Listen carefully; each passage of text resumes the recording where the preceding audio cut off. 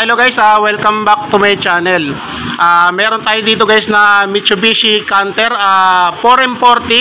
Di bali guys double cab to. Yan, di bali double cab. Yan, meron siya sa likod. Ang problema na ito guys, hindi gumagana yung temperature gauge niya.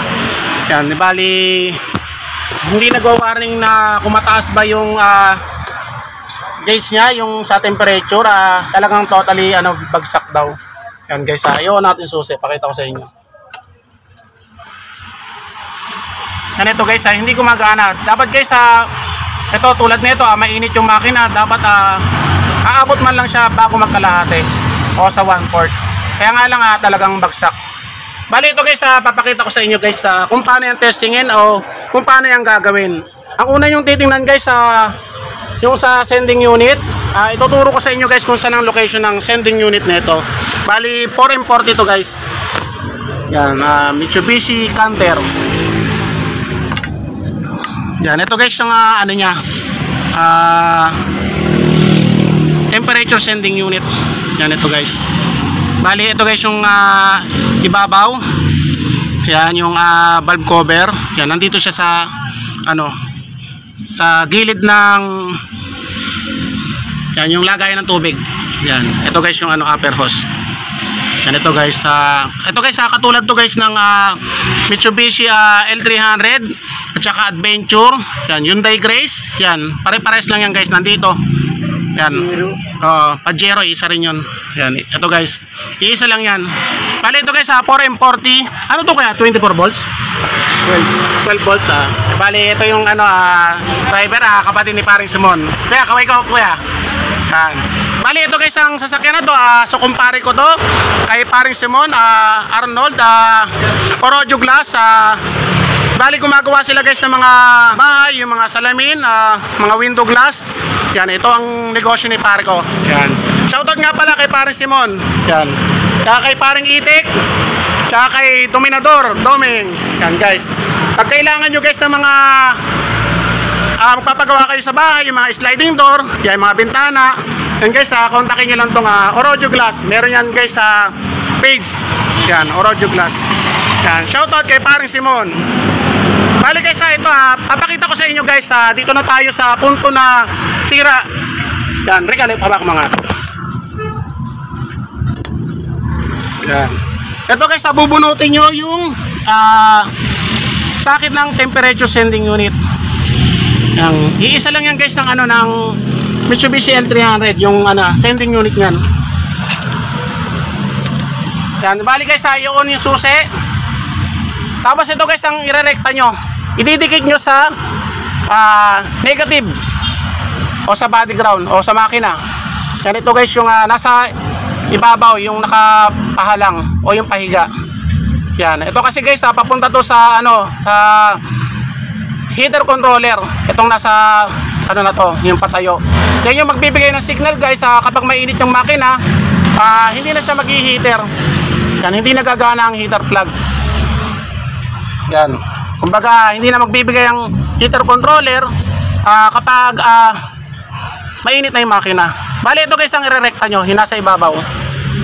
Yan, ayusin natin para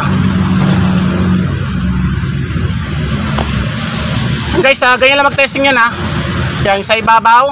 Tapos ididikit nyo sa parte na may bakal. Yan, pinamorek.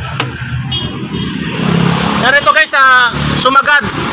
Yan, sumagad, ibig sabihin guys buo yung linya. Yan, bubunutin ko o tatanggalin ko sa pagkakadikit. Yan, bumaba, dikit. Yan guys, dikit sa bakal yan yan, basta sa parte na may negative.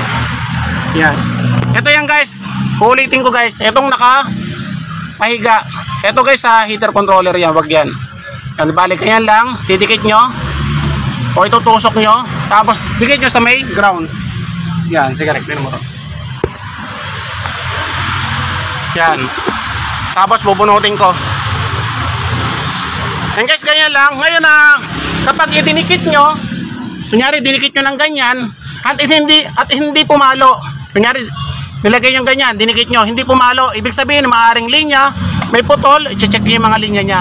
Yan, sa mga sakit-sakit guys, May mga kanya-kanya sakit yan. Tingnan nyo, baka nabubunot sa vibrate ng makina. Ngayon guys, kung okay naman, iwa-wire to wire nyo guys. Lalagyan nyo ng wire dito, tapos iba-body ground nyo, tapos dito kayo pupunta guys sa dashboard. Yan, tatanggalin nyo guys yung dashboard para makita nyo kung may putol na linya.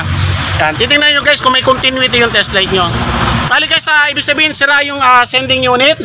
Kaya ganito lang yan guys. Kapag magpapalit kayo ng sending unit, siguraduhin nyo lang guys na malamig na yung makina. Kasi kapag mainit ang makina guys, maaaring tumalsik ang tubig yan at mapapaso kayo.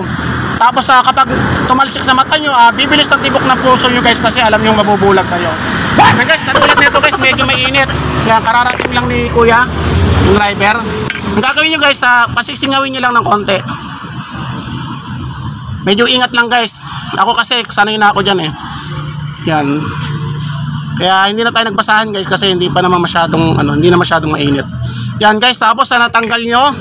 Ang gagawin nyo, ibabalik nyo. Yan, para hindi lumabas ang tubig kapag tinanggal nyo yung temperature sending unit. Ngayon guys, ang kailangan nyo socket o deep socket na 17. Yan, ilalagay nyo rito. Yan, sakto-sakto yan guys. Tapos kailangan guys, may ratchet kayo. Yan, ratchet. Tapos extension. Yan. Shoutout kay paring Simon, paring Itik. Yan, kay paring Domeng. Yan, tapos guys, yan, di ba tinakpan natin? Yan, tubig yan guys, hindi lalabas kasi nakatakip. Yan guys, kitang-kita naman, hindi lumabas. Ngayon guys, para maniwala yung basher natin, yan, tatanggalin ko yung takip. Lumabas, di ba? Okay. Ngayon guys, meron na tayong biniling temperature sending unit, circuit. Yan, bali ang circuit guys, maayos yan, maasahan natin yan. Matibay ang pyesa na yan. Ito lagi guys ang ginagamit ko, circuit, pagdating sa sending unit. Yan. Bali, ano lang yan guys, plug and play. Kumbaga kung tawagin na plug and play. Pag tinanggal nyo, yan, ikakabit nyo lang kaagad. Iisa lang ang thread niyan guys. Sa L300, Adventure, Pajero, Hyundai Grace. Yan, parehas lang yan. Ang Hyundai Grace guys, iisa lang ng yan, makina yan na ito. Yan. Tapos guys, babalik na natin yung socket. Yan. Tapos i-on na natin susi guys. Dapat pumalo yan. Yan. Yan guys, kitang-kita naman, pumalo na. Okay yan. Diba? Tapos guys, kapag mainit na yung makina, dapat hanggang lang siya bago magkalahati. Kasi kapag lumagpas ng kalahati yan, ibig sabihin may problema sa makina. Kundi cylinder head o may singaw na yung cylinder head gasket. And guys, ganyan lang magpalit ng temperature sending unit. Gayahin nyo lang yung video ko guys, magagawa nyo na maayos ang sasakyan nyo. So yun guys, sana may natutunan kayo sa isinal kong bagong video. Maraming salamat.